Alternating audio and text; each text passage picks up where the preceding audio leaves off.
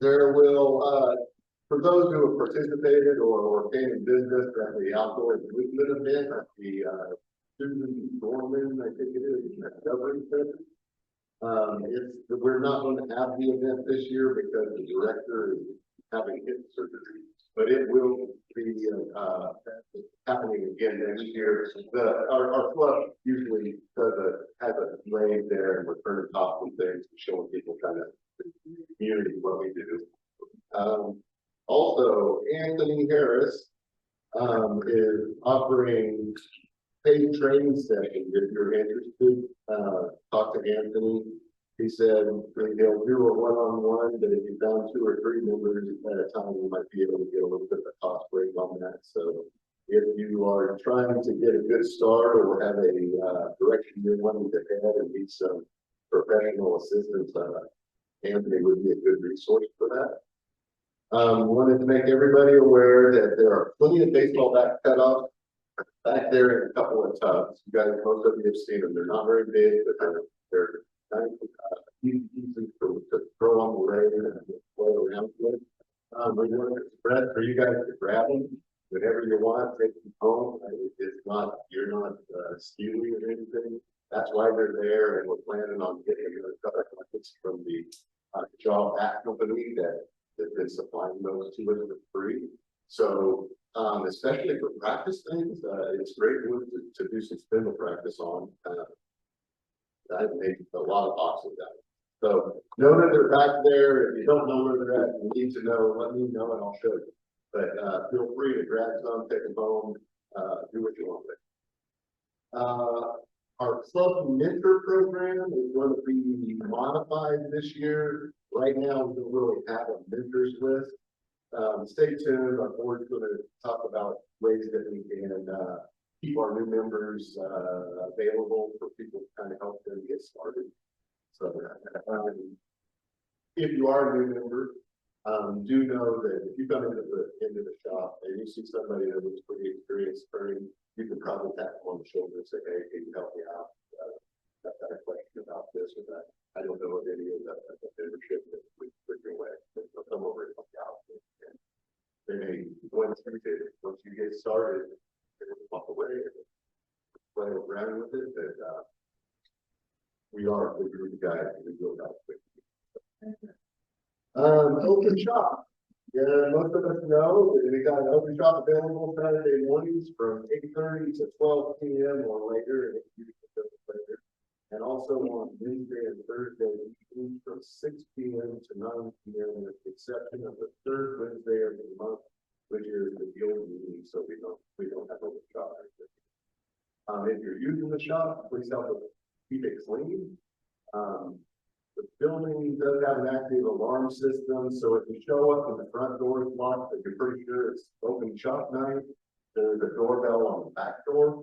Ring the doorbell, and the folks in the shop can hear it, and they'll come out and open the door for you. So don't give up. If you're using the shop, please sign the waiver, the shop waiver form to cover us for any liabilities there. And the club has been going through bandsaw blades at a pretty high rate lately. So I just want to know, please do not abuse the bandsaw and ask for assistance if you need to. If you damage or break a blade, please be prepared to replace it.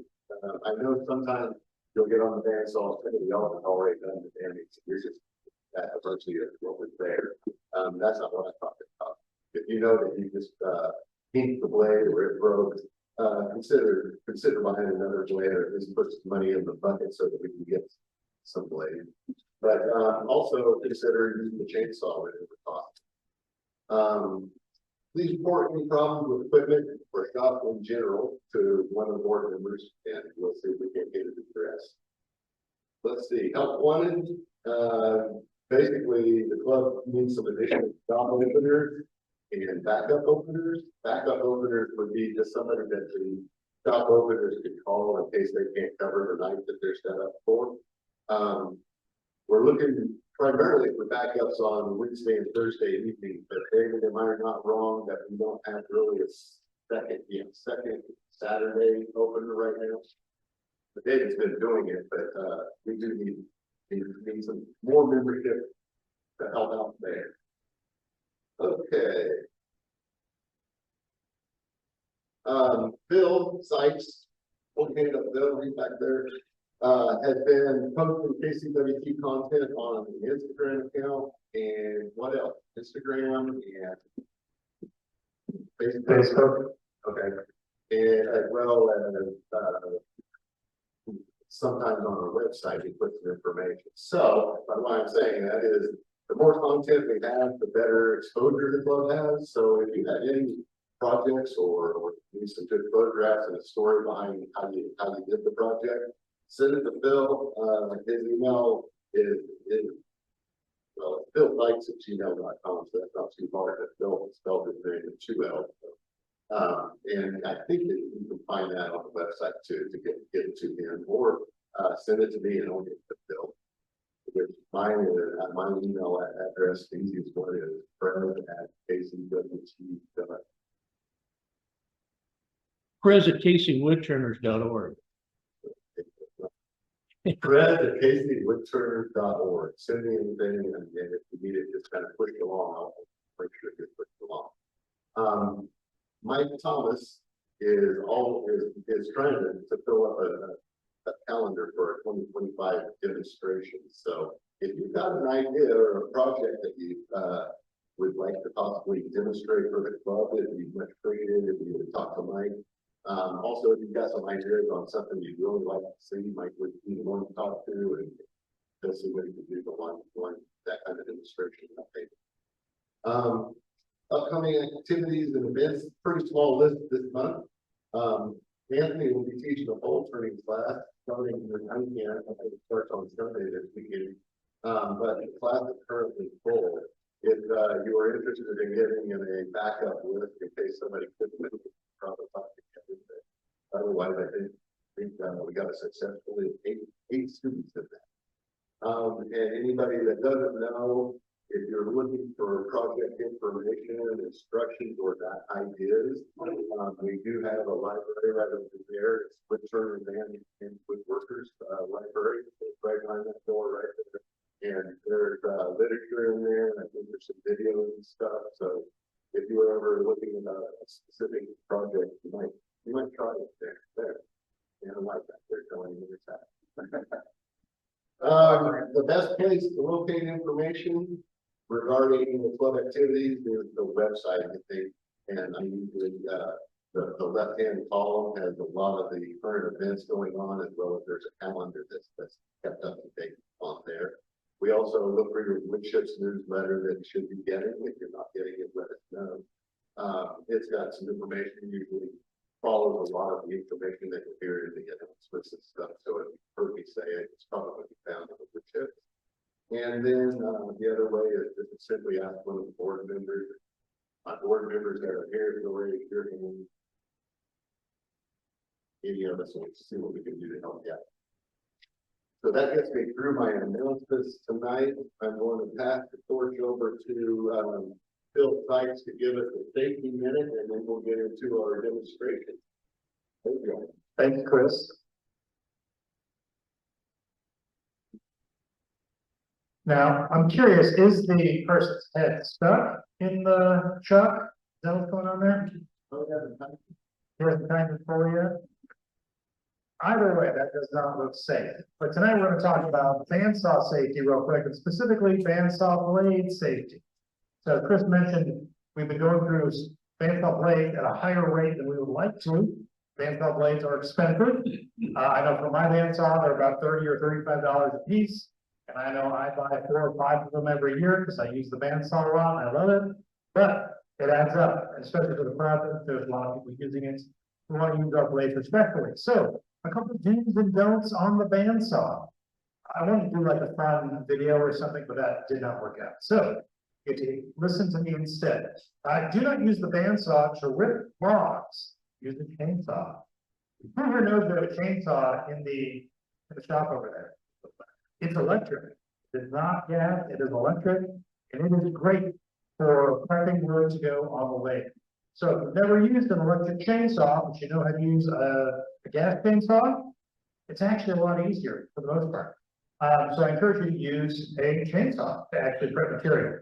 But specifically, ripping logs on the bandsaw is not the safest thing, nor is it great for the blade. It's very easy to twist and pinch that blade in between pieces, so please don't do that. Don't make curved cuts on the blade, and I know bandsaws generally are great to make curved cuts, but when you make a lot of curved cuts on the bandsaw, especially the larger blade like we have, it tends to bind. We're not making big enough curves that it's really useful. So try to only make straight cuts on the bandsaw here in the shop to remove material, to turn it into a roundish shape to put on the lathe.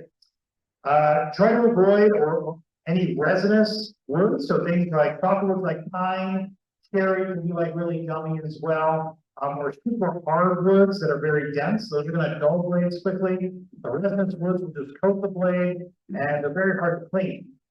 Has anyone ever used a blade that is just full of pitch and sap and sawdust all over it? It doesn't cut straight, so it's not a safe blade at that point. It tends to wander and bind up as well. So avoid cutting those kinds of wood on the bandsaw here. Don't cut dirty wood and try to remove bark beforehand. So a lot of times, if a log has been lying on the ground, it's got a lot of dirt in the on the outside of the log, and you want to be able to remove the bark as best you can before putting it on the bandsaw. Because one, bark can just fly anywhere off the bandsaw. It doesn't really stick very well to the wood when it's being cut on a bandsaw that well. So I recommend cutting off bark generally as soon as you can. It comes off really easy when it's wet. I like to use a hatchet or some other prying tool.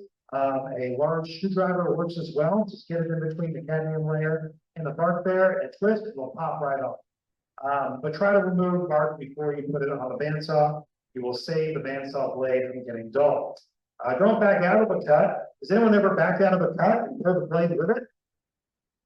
I've done that before. So never back out of a cut.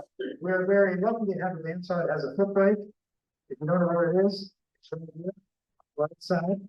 And that's what you can use to stop the blade mid-cut very easily. When you're getting set up on the bandsaw, make sure you can't access that foot brake right away in case you need to, and therefore you don't have to remove your hands from the workpiece that you're working on. Speaking of hands, keep your hands at least 4 inches away from the blade. I think that's kind of a pretty common thing for bandsaws, is to keep your hands away from the blade. But specifically, you want to make sure your hands are far enough from the blade to safely cut the piece, but to safely keep your hands out of the way. If you need to be closer, use well, these are some of the rules. Okay, use the push stick. That's a great thing to use. So you use the push stick. Here you wear safety glasses to follow all safety instructions. And who here never used the bandsaw? Be good. Who here only use the bandsaw once in a while? Right. If you need help, don't be afraid to ask. Who here uses the bandsaw like every day? A few people. I see a few. All right. So there are people with experience that will be happy to help you out to cut whatever you need to on the bandsaw, or to show you how to do it so you can do it on your own as well. So use your resources.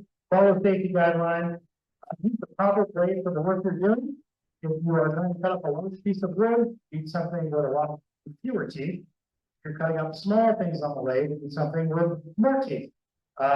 So try to use the proper blade for what you're doing. And in our case, I think we have, is that a 3 TPI? Yes, Got it is. a 3 TPI half-inch blade on there. So that is not great for fine detail and tight curves. It's more good for general rough cuts, which is usually what we're doing to get stuff ready for the lathe. Adjust the blade guard to the proper height. It should be right above your workpiece. Adjust, if you need to, any blade guides as well. Check the blade tension. These are all things that if you're not very experienced with doing, you probably want to have somebody else do that who's a little more versed in how to do that, especially on this specific machine. Wait till the blade is fully stopped before walking away. Please wait for the blade to fully stop before you walk away, or before you try to clean the tape off. Anybody remembers, I cut my finger a couple years ago because I did not wait for the blade to stop. And I think it cost me about $3,500 to go get 3 stitches on my finger. So if the board's taking the extra 5 seconds to let the blade fully stop, you got that foot brake, use the foot brake. And, oh yes, this is very important. Please remember to clean the bandsaw when you're done using it, or while you're using it. If you are using a wood that's creating a lot of dirt, dust, resin, whatever it might be, try to clean the bandsaw while you're using it. Definitely when you're done, so the next person coming in after you is able to use a clean machine that's ready to go. And if you do encounter any issues with the bandsaw here in the shop, if you happen to break a blade or pinch a blade or whatever it might be, please tell someone about it. Sure, we'd love for you to contribute money to replace in that way, but at the very least, we want to know that it does need some attention and some care. So, if you have any questions about bandsaw safety, let me know. We'll talk more about bandsaws in the future as well. And thank you very much.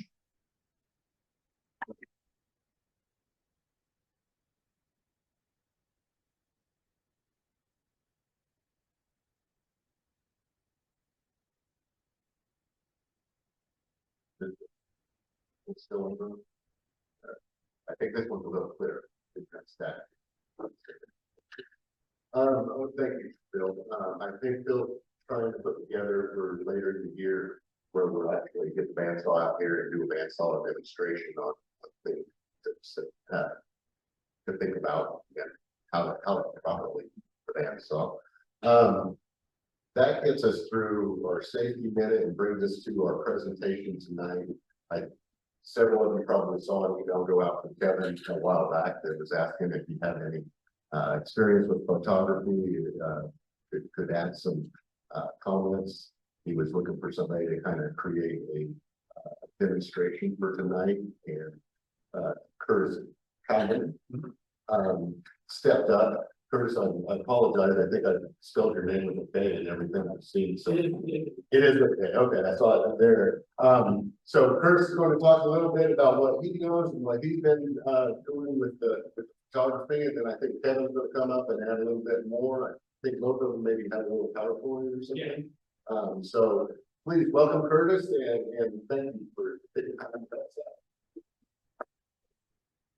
Thank you. Okay, so quick show of hands, how many of you have experience with photography? So few of you. That's what, you know, we're gonna talk about tonight. How many of you have a camera phone or use your camera phone? Okay, pretty much everybody. That's what I figured it would be. So, quick introduction of myself. I've been a member since 2018, but you probably haven't seen me. I was newly divorced, had my kids half-time, lived in an apartment when I joined in 2018. Took Anthony's bowl turning, spindle turning, box making classes. Enjoyed it quite a bit. Got into it, and then over about 6 years ago, I got married, picked up a stepson on top of my 2 kids, bought a house. It needed a lot of work. And I'm down by Hillsdale Lake on the Kansas side, so I'm about 45 minutes away. So I have not been here very often. My son got his car over the summer, so that puts my son and my daughter both driving, which, as you may know, means my responsibility has gone down drastically in the last several months. So I'm trying to at least start coming. I personally like bowl turning. I have not ventured into as much spindle turning as I'd like to. I did put up a bunch of spindle blanks over the last couple months, so hopefully next year they'll be ready to go. And I've been informally studying photography since about 2006. That's when my daughter was born. I bought a fancy DSLR camera. Figured if I'm going to spend that much money, I probably need to know how to use it. So that's when I started studying the old-fashioned way. Just breaking out books, looking on YouTube, just doing a lot of research and playing with it myself. So, you will, next slide, please. So photography for wood turning tonight, I'm going to go by the interest in everybody's face as I go. So I may glaze over some slides, and I may do a little more in depth than others. Depends on how glazed over everybody's looking as I go. But basically, I'm gonna go over why we're talking about photography for wood turning and how that breaks down. Then we're gonna go over some basic photography principles. This may be stuff you guys already know. Those of you that aren't in photography, it may be way more in depth than you ever care to go. But it's more just some background information. It's not information you're gonna need to use a camera phone. So you don't have to jot notes and write all this down and all that kind of stuff. It's more just hey, this is what your camera phone is doing in the background. And here's some ways we can get around that to make it do what you want it to do. And then at the end, we're gonna bring it all together and kind of explain how to get some good photos. And you can see my little setup here versus Kevin's. It's roughly the same thing. It's just, you know, I kind of put mine together in the shop. So two scenarios we're going to talk about are jury submissions and then social media. So next slide. So for the jury submissions, we're talking about state fairs, local craft shows. I know there's been like some city halls that have had to, you know, put stuff in because you're going to show off work. Things that nature, where they probably have specific requirements of, I need to see your work, only your work. It needs to be clear, concise, that kind of thing. Wood Turners magazines, Wood Turners organizations, you may want to show off that way. And they're going to have, as Kevin had some pictures up here earlier, probably very specific guidelines on what you can show. Versus social media, and that would be just showing off your work. You know, neighbors, friends, family, whoever you see on Facebook, Instagram, the X, call it down. And then also selling your work online. So Facebook Marketplace, those kind of places are going to have a very different requirement than you are for jury submission. Go to the next one. Jury submission, like I said, they're going to be probably very specific. They want it to be very neutral except for the subject.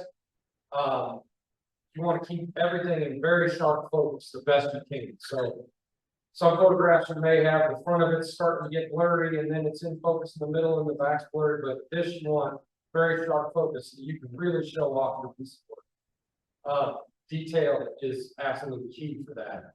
And you want to keep the glare to a minimum because you don't want the glare off your work, blocking half of the work that you've done. And I say that now, if you did a beautiful shellac piano finish on there with, you know, 20 layers of shellac coating, you probably do want to show a beautiful shiny finish, and you probably want some there.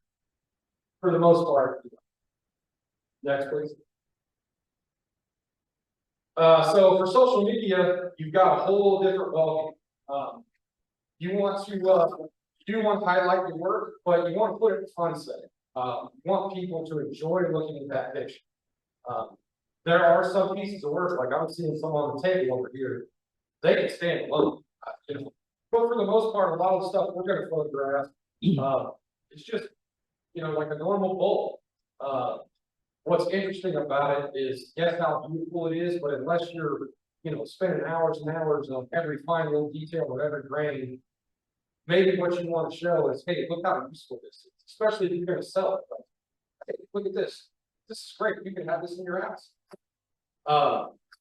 You do want an uncomplicated background. You don't want to draw away too much from the actual piece, but you do, you know, you want to have some fun with it. Probably neutral in the foreground, and you know, keeping it in focus, making it so that you can tell what it is, how big it is. And another thing I had in there is especially if you're going to sell the work, give people an idea of what they can use it for. That's a big thing. If people see a bowl, they're like, oh, it's a bowl. But if you show them, hey, you can this can be a little salt dish next to your oven, or this could be a good fruit, or it could be a good place to store your yarn. That gives them some idea. Hey, you know what? I'm going to eat. So gives you a little leg up. Any questions so far? When you're taking a photo with your phone has certain settings on taking portraits. In this case, what settings setting would give you that focus in the front, but fade out in the back. We're gonna get into that. We're gonna get into that. That's a good question. Uh, that just helped me out because I did cover that, so I'm like, all right, yeah. Here's gonna come the part where it's gonna glaze over. Chase Jarvis, who's an internet photographer, basically came up with this quote that said, best camera is the one that you have with you. At the time, he was trying to sell a app that did a lot of different stuff, but it still applies. If you need to take a picture, the camera that you have with you is the one you're gonna take. So don't think that you need that next expensive piece of hardware or that, that really expensive Canon camera to take a good picture if you don't. If you've got the with them and you use some of these principles that we're going to go over tonight, you should be able to take a good picture no matter what. So next, basically photography boils down to light. Much like V-shaped wood with a gouge, the camera is just a tool to shape light. And you change the mechanics of the camera to make it get the picture that you want to get. It's not anything crazy. It's literally just a tool to do what you want. Once you know how to use that tool, much like the gap. So 3 basic photos, and I'm not going to go super in depth with these. This triangle, literally, I just looked up like photography triangle, and about 100 of these came up because this is just basic stuff with photography. ISO, shutter speed, aperture, big 3. They all work together. As you change one, the others have to change. It's just kind of better. So next. So ISO, just a quick run over. It's basically how sensitive your film or your sensor is. I see a lot of faces out here that probably remember going to the store and seeing the Polaroid 200 and Polaroid 800 up on the shelf. All that means is how sensitive it is. 200, you need to supply with a lot more light. 40,000, which is the highest my camera did, my good camera does. You don't have to get much light. You can be in a dark shop. In fact, these pictures were all taken in my shop with the lights off at about 3 o'clock in the afternoon, 1 2-foot by 4-foot window facing home. So no sun shining in, nothing. It's just completely dark. So as you can see, 40,000, go back, I'm sorry. Yeah, there you go.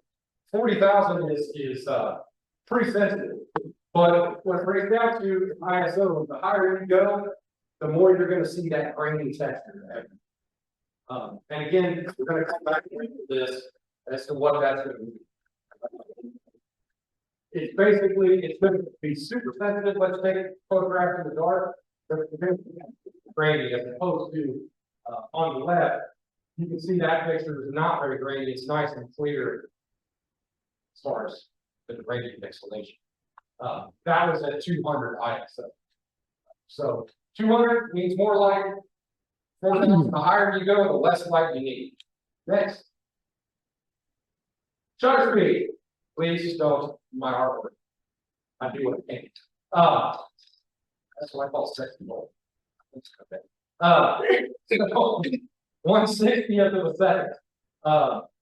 This was my lathe spinning at about 660 RPMs, which is the top speed for my bowl set.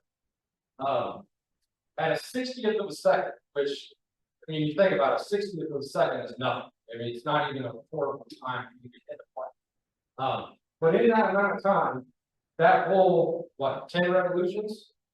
And so what you see is at a 60th of a second, you've got more time that those shutters are open to the film sensor, but that means motion. So a lot more light you did, a lot more motion.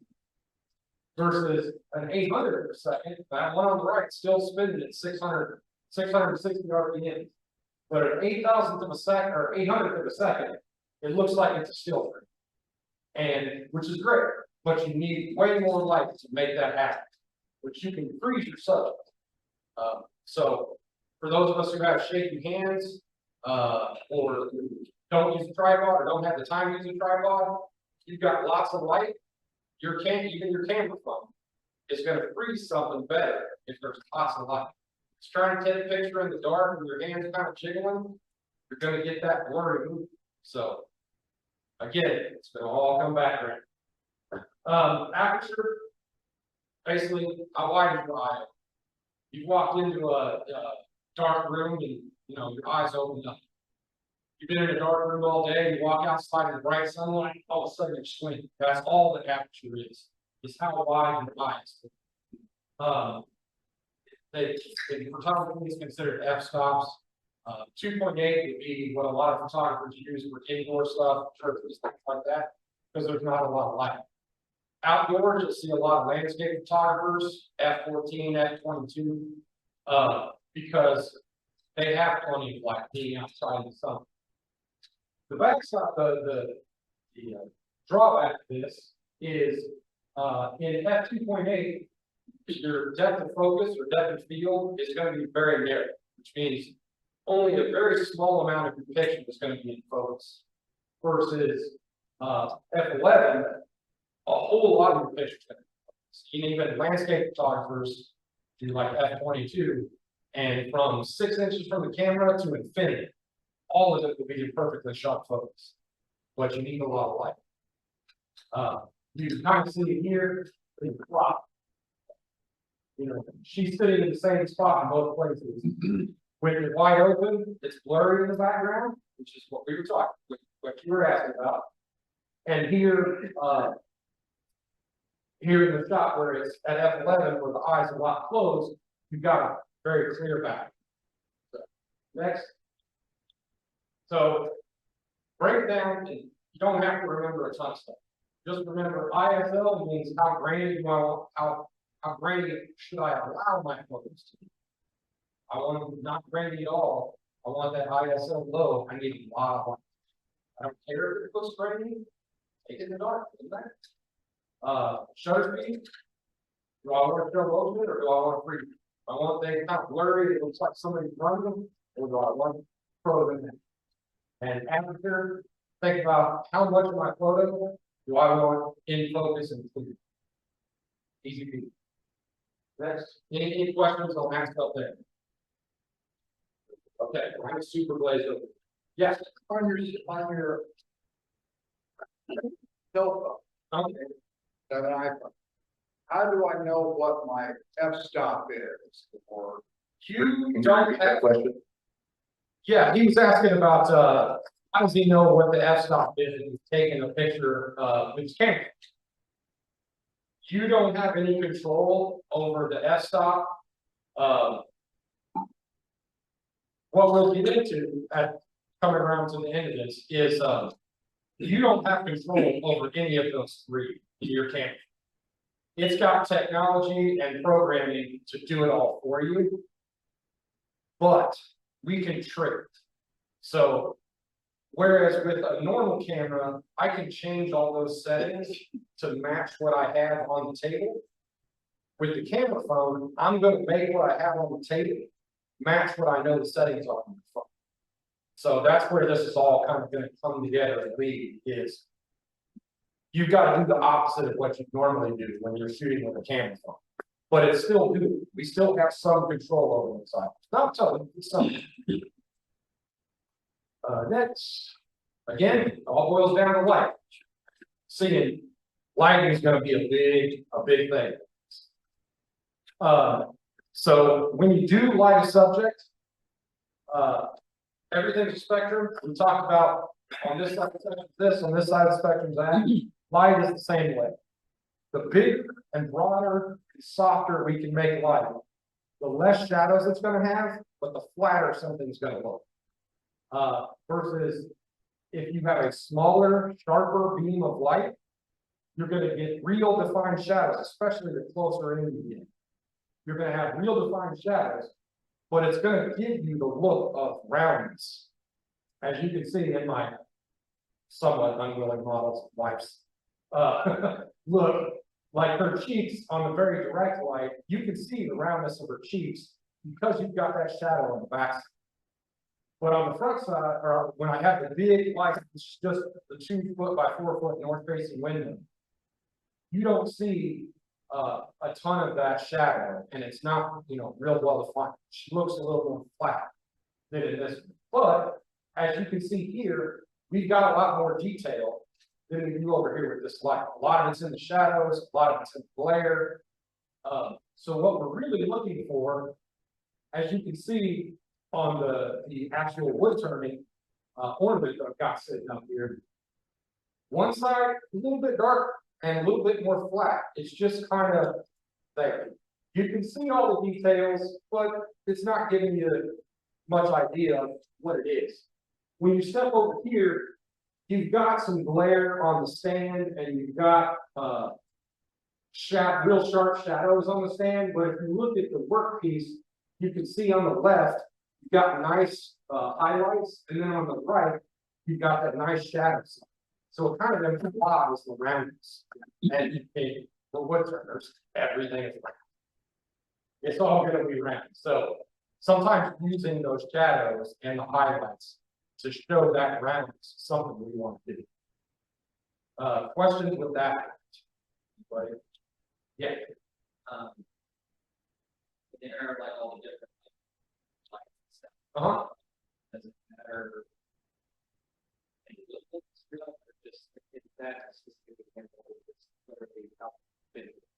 So that beam of light in both of those pictures was this. Sorry, that's not.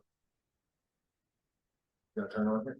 That literally was the light that I was using for this picture and the one of my wife. I just felt it. Yeah, a lot of it has to do with the distance. As you can see, my face gets brighter as I get closer. But keep in mind, as this light gets closer to my face, it's technically smaller than it is out here. So that light tends to spread as it goes. So here, you're talking about a small light throwing a lot of shadows. Here, a little less. So, okay, next slide. I think this is the last one. This is the last little photography thing, and then we're going to kind of wrap it all up together. And these are the so we're going to talk about perspective. This is very important to working with a piece, because it has to do with what shape and what look your piece is going to take in the end. How far away the camera is from the subject can affect what you look like in the photos. And then how far apart the foreground and the background are from each other is also going to affect what they look like. So, next. Those are both with me. And I don't know. Some of you may have kids or grandkids who stuck the phone right in your face. That's a fun thing with kids nowadays. On the 0.5. So on your phone, it's basically the big wide fisheye, 0.5. These were basically, I set the camera so that my whole face was in the picture. And I just moved the camera versus the zoom so that my whole face was taking up the picture. You can see, I don't know that you'd recognize me on the street with that face. You would with that. The reason I chose 2 times zoom on the right is because my iPhone, the maximum mechanical zoom that it has is 2 times zoom. Anything past that, it's just cropping the photo in the sun. So whether I zoom in to 5 times zoom, or I take it 2 times zoom and then crop it out and make it zoom in the camera or in the phone, doesn't matter. You're getting the same photo. So that's something you have to look up for your particular phone to see what it is. But once you hit that limit of the mechanical zoom, there's no, whether you zoom in there or you zoom in later, doesn't matter. You're getting the exact same. Subjects to each other. I'm sure you guys have seen these Leaning Tower of Pisa and everybody holding it up. Where you place subjects in the background and things like that. This is more from the social media side of having fun with it. keep in mind what you have in the background, and how far it is apart. As you can see, the walking stick versus my normal bull gouge there. Big difference depending on where it is.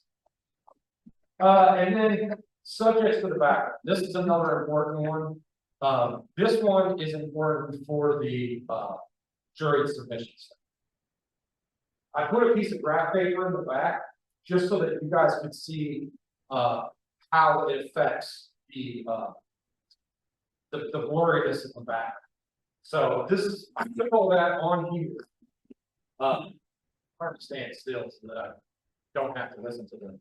You guys don't have to listen to that, but this is basically all taken in the box. The left pair of pictures was pushed all the way up against the background. The middle pair was in the middle, and the right side pair was scooted all the way to the front. So you got the 3 pairs. The left of the picture was with no zoom, and the right picture was with the 2x zoom. And as you can see, with the 2x zoom, the left pictures, the square at the base of there doesn't really look square. It looks kind of a little less than square. And then also you'll notice that the top and the bottom of the stand look like they're flared open like this. And that's just at no zoom. When I pull back to a 2x, or when I zoom in a 2x zoom and move the camera back, you'll notice it looks more natural. And the shapes look more natural and look more like real life. So when you're taking photos, keep that in mind. The farther you can zoom in, the more natural everything's going to look as far as shapes and sizes. But it's always a toss-up, because as you can see, zoomed in, my background, closer my background is, the more it's going to be in focus. So there's always a trade-off for everything. You're going to give up one thing by trying to accomplish another. So it's just a matter of what's going to work best. Any questions there? No. Okay. Next. So we put it all in practice, and I know Kevin's going to talk. He's got a big setup, much like mine. And I did not know he was going to bring that until yesterday. But it uses the same principles. Try and walk. If you look at his is the store-bought model. Same gray background. He's got a gradient, but same gray background, same big white to diffuse the light and make it bigger and softer. So it's basically the same thing. Mine is literally a trash bag and some old pieces of old dowel that I had cut off with something else that I super glued and taped together. I specifically did it this way to show you that you don't need a big setup like this. Like I said, best camera is the one you got with you.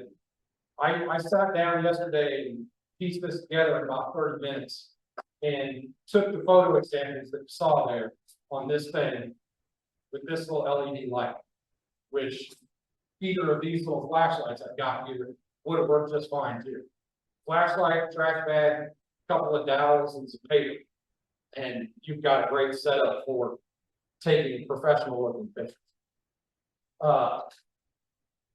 Like I said, for the jury, you want a big white light to start with. That's going to give you a nice even tone, and then you'll want to add in a little more light.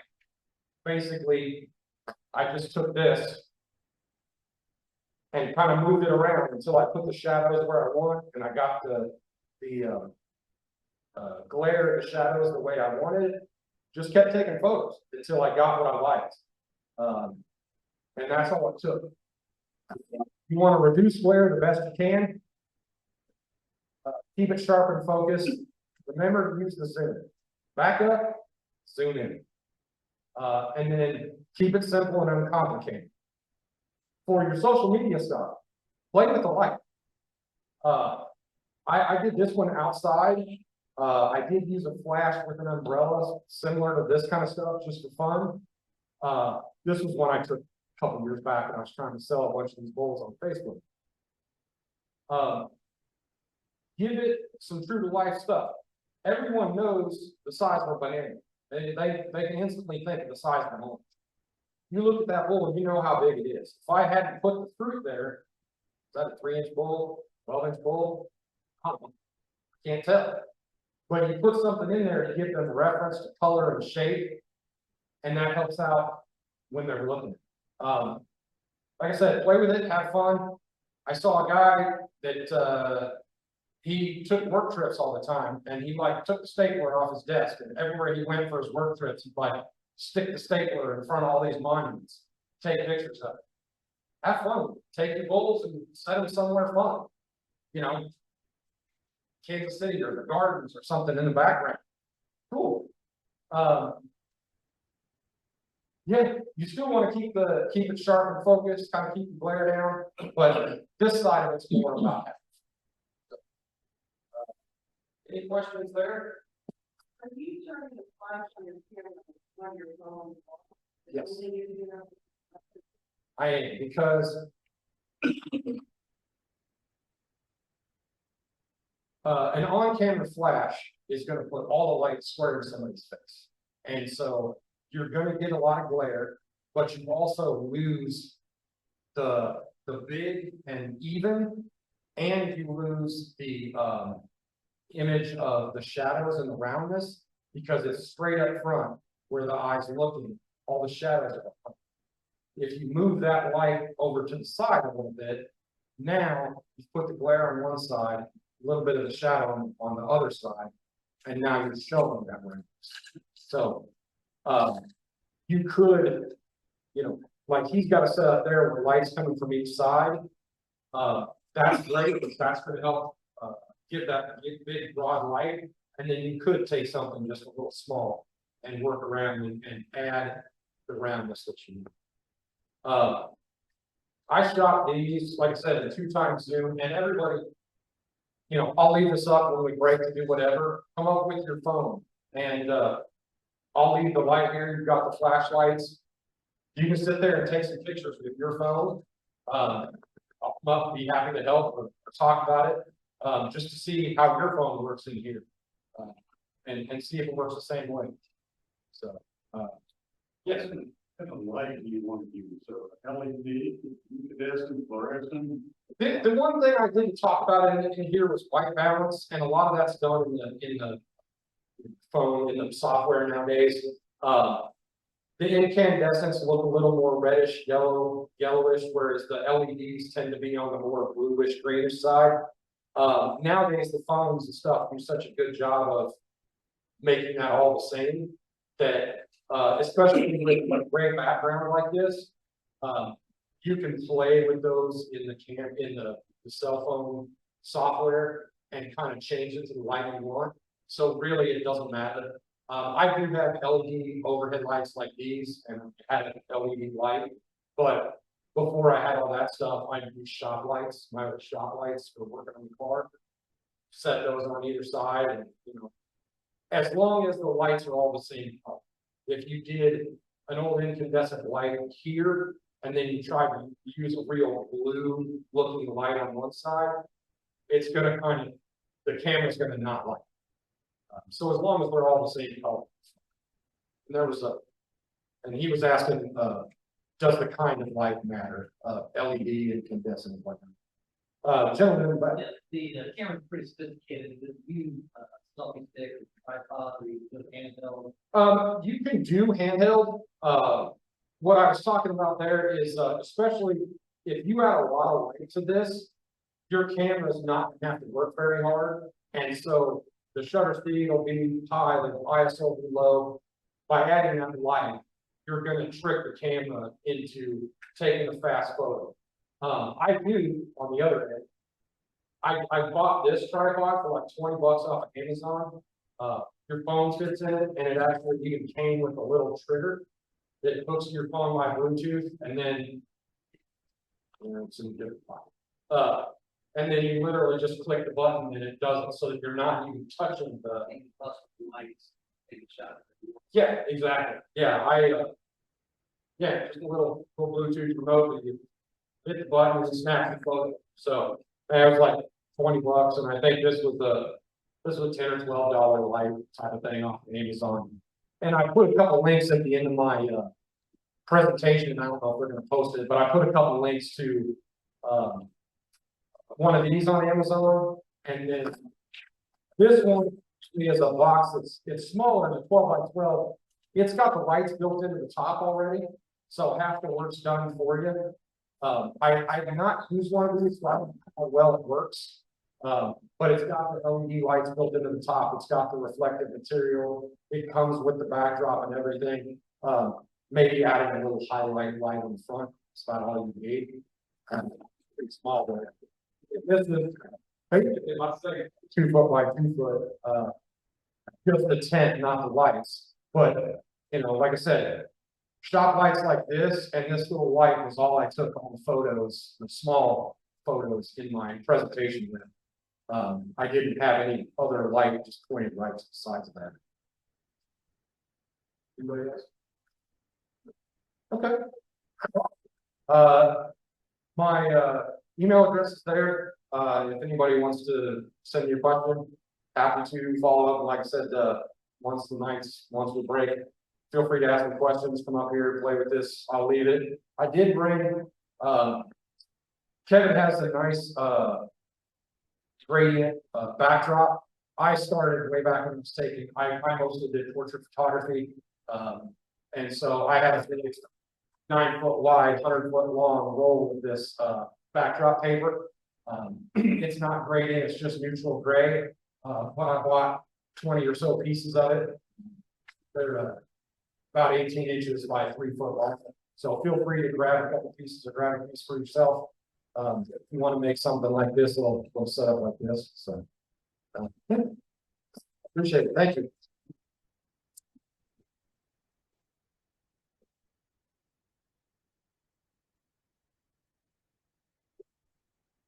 All right, thank you very much, Kurt. That was good information and very valuable for anybody who wants to take some good photographs. We're going to now come up and continue the conversation and add his points and talk about this. Thank you. It grew over the last few months.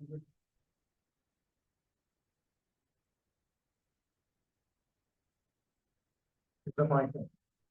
Sounds like it is. My name is Kevin Neelley. I've been doing woodturning for a long time. And a lot of that time I've done jury art fairs. And for jury art fairs, to get in, you have to have a good photograph. The only way you're rated against all the other people that are trying to get in is really the quality of your photograph. If your photograph doesn't show how good your work is, you're not getting in. So it's really important to get a good photograph, do a good job turning, and you're going to get into jury art fair. I also do photographs for my website. I sold a lot of stuff on my website for a long time. I don't do that anymore. I'm retired. So let's start off. I think the most important tool that you can have, you can go to the next slide if you want, is a graduated background. If that's all you have, and a pocket camera, like an iPhone, you can take really good professional photographs. That's all you need. You can put that graduated background on the back of a chair, and you can put your bowl in front of it and do a good job. I like the graduated backgrounds. They're matte. All my bowls are shiny. So the shininess against the matte, it really highlights what I'm taking a picture of. It does a nice job. But the graduated I like better than the solid gray or a solid red. I think it looks better. I think when I started out, I looked at a lot of I looked at a lot of professional photographs. I tried to emulate them in the cheapest way possible. And so I bought graduated gray background. It cost $50. They're plastic. In fact, you don't want to leave your bowl on there very long because even though they're washable, you can stain them, and you can put a crease in it if you don't want. So graduated background is not have a horizon. You want it a nice curve. In fact, the bowl is not sitting directly on the tabletop, it's sitting on a little disc. Kind of like this to raise it up, to elevate it. I think it helps a little bit. I mean, you can see it, but you can come up later and take a look. Yeah, most of the things I take photographs of are, what's that? Pull your back in. Yeah, a little bit? Thank you very much. Most of the items I take photographs of are. This better? Oh, wow, it's a lot better. They're shiny. So, I had to spend a lot of time trying to get, the headlights out, reflections out of the piece. Let me just turn the lights on.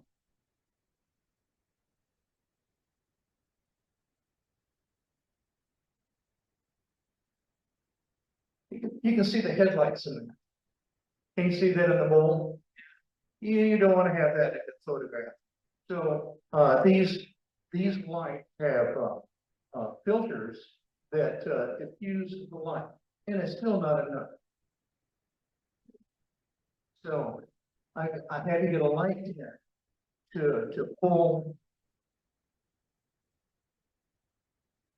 the headlights out of the view. So it looks a lot different, a lot better.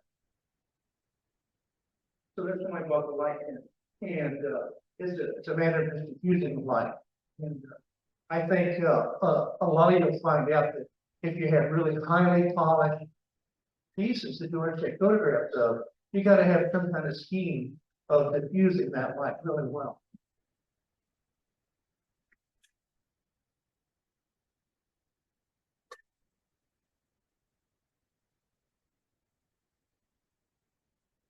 Go to the next slide, please. The tin itself costs about $30. They're not very expensive. Brand new on eBay, they're not very much. The graduated background costs about $45. And like I say, if you just have a camera and a graduated background, you really can take professional photographs. If you can get your lighting right for about $50 and take excellent photographs. Often I'll use a third tripod that shines down if I'm taking pictures of the interior of a bowl. A lot of times you want to get illuminated about 3 or 4 inches in the photograph to highlight or show off the inside.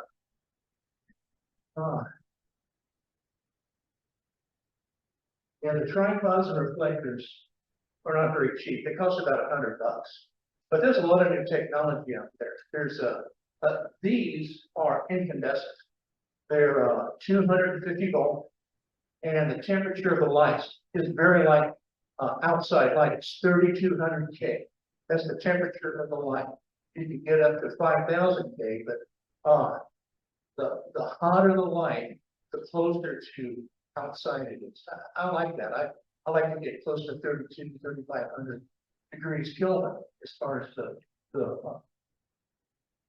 light temperature. Next slide, please. All right. I use my iPhone 3 to take photographs. I do it very simplistically. I don't use a tripod. I use portrait mode. I don't have the flash on. I don't do anything to the phone to tell it to do anything more than what it wants to do. The only thing I do is give it a lot of light. If you can give it a lot of light, you can get away with murder. So I use my iPhone 13, and it has plenty of photographs. I used to have a SLR and a DSLR camera, and golly, it was a lot of work. So the word of the white balance. White balance is really tough. The white balance, if you don't have it right, it would make this tint look green or blue, or it just wouldn't make the wood turning kind of take photograph come out with really clear, correct color, especially if it's holly or something like that. So I don't fiddle with the camera in it. I've been using this kind of camera for a long time. And you can see the 3 raw photographs I took of it. I stand back a ways. I don't try to go in real close and take a close photograph, frame it. I come back a ways. I'm gonna fix all the photographs later on in editing. I gotta take several different views. It's on my website. And also on some of the submissions I make, I'll give them a couple choices of views. A regular view straight on, one up a little higher, and maybe one with a lid on. But I try to make the photos appealing. And if I don't like any of them, like the lighting is off, I can just dump them all and do it all over again. Next slide, please. Okay, editing the photos. The photo on the left is the raw photo. The first editing I do is because I don't use a tripod, I just use it by hand. Is the camera can be tilted or the base or bowl can be tilted. And so what I do is I use a software to take the tilt out. And I like to use free software. There was a free software that came out with Windows 95. That's a long time ago. And they had it up through, I think, Windows XP. And it was free, and I don't have it anymore, but I made a copy of that software, and it takes the tilt out really well. It's excellent. It's excellent software for that. You can also buy software like Adobe Photoshop. I bought CS6. CS6 is the last version of Adobe Photoshop that you don't have to pay yearly fees. So I got it on eBay. It was $150, and you can get Photoshop CS5 for a little bit less than. But that also takes the tilt out really well and really easy. And I'm sure there's dozens of other editing photograph programs that will do the same. The center photo has the tilt corrected. The photo on the right is the center photograph just cropped. I use a free program to crop my photos. I use Microsoft Paint, which is also free. And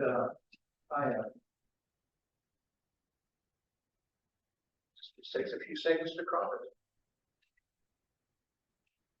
Another thing I try to do is make my photographs as big as possible.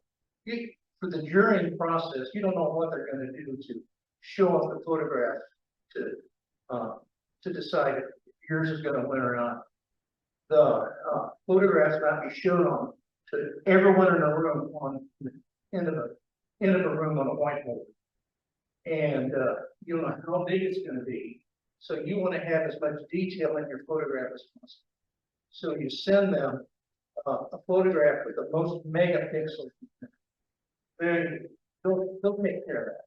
They might even tell you how many megapixels they want to see.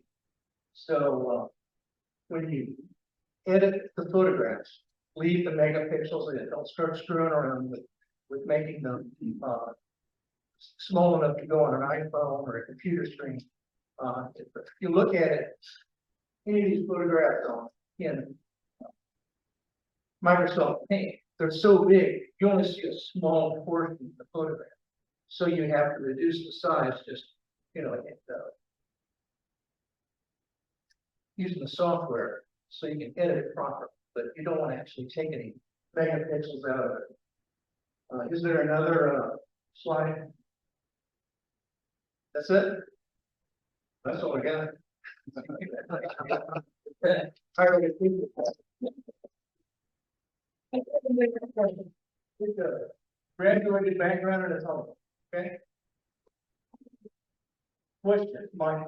If you go to take, you zoom in are the phones sophisticated enough now and everything where it takes the, you know, it minimizes or eliminates the graininess that used to happen with, you know, Well, no, cameras yeah. and stuff? I take it, it's a photo, and I don't zoom it on, I don't zoom. Okay, Is it on? I want to answer that question, Mike.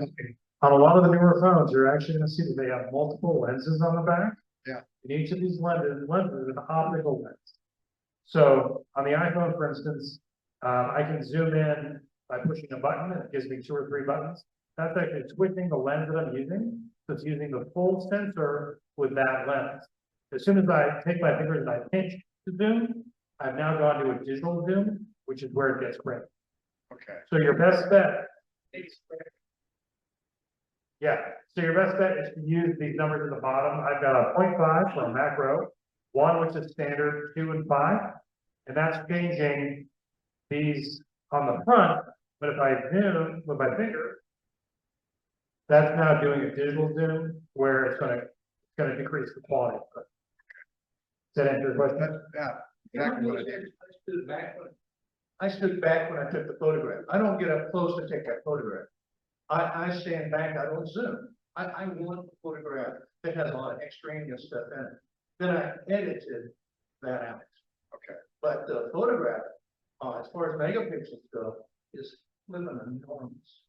It's still a room so big. That, you don't need that many megapixels normally. Okay. Right. You don't need to zoom. Okay, but okay.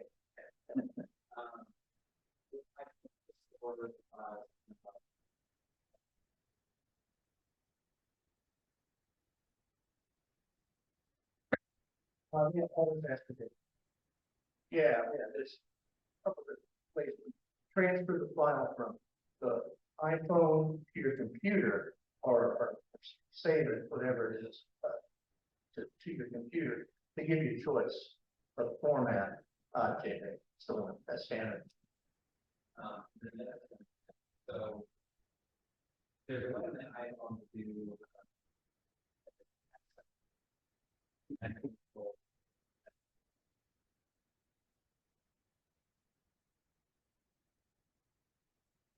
Format. Well, for a lot.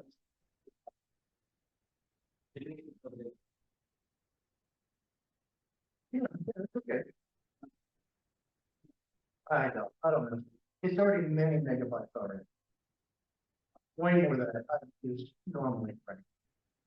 And in fact, if I want to put in a photograph that I would normally take or something like this into a newsletter, I've got to make it, I got to change it, the size from 3,000 pixels or something like that to on side to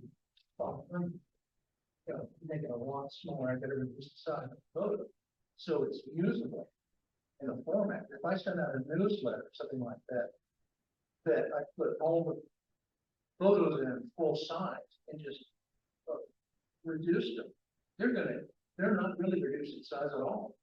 They're gonna try to send them out to each one of you guys in a newsletter, and your newsletter is gonna be 30 megabytes. I make all those pictures much smaller, but for a jury show, you want to take. And for the website, I leave one photograph as big as I can, so if people want to zoom into certain areas, just say on Orlando Sterling or something like that, they can. But to answer your questions, anybody else? Yes, You have to give some size to this. The photograph could be a big symbol, or it could be as big as a 12 by 8, 9. To the jury show? Yeah. I said it's as big as I can. But, you say, are you putting anything to show the working of the product? Well, that's what they're saying. No, I might tell them the size and all that, but I don't put a, a rule for the state. Can of code or A lot of something. times, Everybody those situations, they're asking you to give specific. Yeah. Specific project. Yeah. So Most of them don't care. Okay. But that is exactly why Curtis was saying, for, you know, the Facebook thing, and showing something that shows a proportion is a good thing, to give the person that's viewing Relate to. an idea. You know, you can show this big ball, put it right setting, it can look huge, you know? You might want to tell them, this text, please send a file, because they might want to know that for their display for sure. So I get display stand, you don't know, if they're covered, then what we have, and it's, oh, yeah, that's a good question, but. Let you go. You need to say something, unless you forget. Any other questions? Well, yeah, thank you very much. Thank you. Appreciate it.